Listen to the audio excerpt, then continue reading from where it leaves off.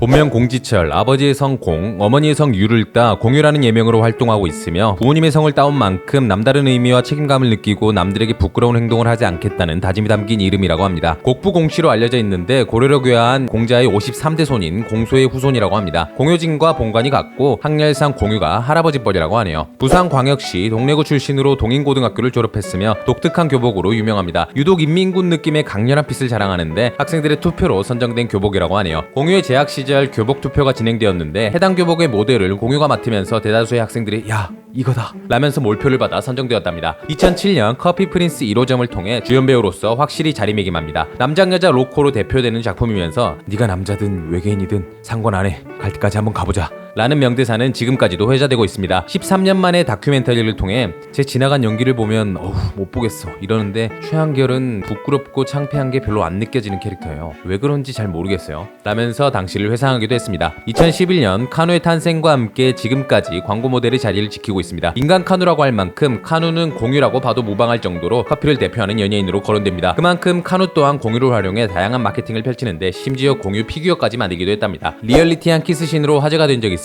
임수정과 함께했던 김종욱 찾기에서 보여준 키스신은 역대급 설레는 키스신으로 꼽힌다고 하는데 너무 리얼했던 나머지 열애설까지 나게 됩니다. 심지어 미국에서 비밀 결혼식을 치렀다는 기사까지 나오게 되는데 당시 실시간 검색어를 장악하게 되지만 사실 무근이라며 법적 대응을 하겠다는 강경한 입장을 통해 황당한 루머로 그쳤다고 하네요. 군복무 중 소설 도가니를 읽게 됩니다. 교직원의 아동 성폭행을 다룬 실화 바탕의 내용인데 이를 보고 분노와 책임감을 느끼면서 배우로서 할 수 있는 일에 대해 고민하다가 해당 작품의 영화화를 적극적으로 추진했다고 하네요. 충격적인 소재로 인해 19금 작품이었음에도 불구하고 많은 관심을 받게 되면서 해당 사건의 재수사는 물론 배경이 된 학교가 폐교되기도 했습니다. 아울러 무게감 있는 연기를 선보이면서 관객들의 호평과 동시에 다양한 시상식에 이름을 올렸으며 로맨틱한 장르에서 돋보이던 공유의 연기가 폭을 넓히게 된 기점인 작품으로 평가받고 있습니다. 2013년 영화 영위자를 통해 인간병기 수준인 몸을 보여줍니다. 이와 더불어 암벽 등반, 한강 다이빙 등 수준급 액션 연기를 대역 없이 소화해내면서 화제였습니다. 원맨쇼 수준의 액션 연기와 더불어 애절한 부성애를 표현하면서 413만 관객을 동원하게 됩니다. 도깨비의 작가인 김은숙 작가는 5년 동안 공유에게 퇴짜를 맞았다고 합니다. 공유는 전역 직후 첫 제의를 받았는데 당시 공백으로 인한 인기 회복에 대해 고민이 많아 부담스러운 마음에 거절했다고 밝혔으며 그럼에도 불구하고 5년간 지속적인 러브콜을 받았답니다. 끝내 감사 인사라도 전하기 위해 가벼운 자리로 대면하게 되는데 당시 김은숙 작가는 전작들이 잘 됐다고 자만하지 않고 정말 최선을 다해서 열심히 할 거야. 나를 믿어줘 라는 진심 어린 말을 전했고 이를 들은 공유는 판타지라는 생소한 장르와 드라마라는 부담감에도 불구하고 내가 그렇게 대단한 사람도 아닌데 이미 스타 작가이신 분이 스스로를 낮추시면서 진심 어린 부탁을 하는 모습에 캐스팅을 결정하게 되었어요 라고 밝혔습니다. 쓸쓸하고 찬란하신 도깨비에서 도깨비인 김신 역할로 신드롬에 가까운 화제를 일으킵니다. 액션과 로맨스, 전극과 코미디를 아우르는 폭넓은 연기력을 선보이면서 방영중 브랜드 평판 지수 1위 자리를 지켰다고 합니다. 이를 통해 백상예술대상 TV 부문 남자 최우수 연기상을 수상했고 몇 달 전까지만 해도 쓸쓸하고 찬란한 신이었는데 지금은 굉장히 유약한 인간으로 돌아왔네요. 그대들과 함께해서 모든 시간이 좋았습니다 라면서 명대사를 인용한 수상소감으로 화제가 되기도 했습니다. 해당 작품을 통해 의상부터 헤어스타일 그리고 명대사들로 수많은 패러디가 생겼는데 해외에서도 많은 인기를 누리면서 필리핀 KFC 직원이 닮은 꼴로 언급되며 치킨을 활용한 패러디 사진으로 화제가 되기도 했습니다. 아버지 역할을 자주 맡았습니다. 도가니, 남과여, 용의자, 부산행, 82년생 김지영까지 벌써 5번이나 아버지 역할을 맡았는데 미혼의 자녀도 없는 공유는 매 작품마다 절절한 부성애를 소화해냅니다. 부산행에 대한 인터뷰에서는 그 역할을 할 때는 아버지 같은 마음을 가졌어요. 실생활은 아니지만 이것도 내 연기니까 내가 상상했던 것에 대해 연기로서 경험했던 것이 부산행에서 도움이 많이 됐던 것 같아요. 그렇다고 제가 아버지라는 역할을 잘 해냈다고 생각하진 않고요.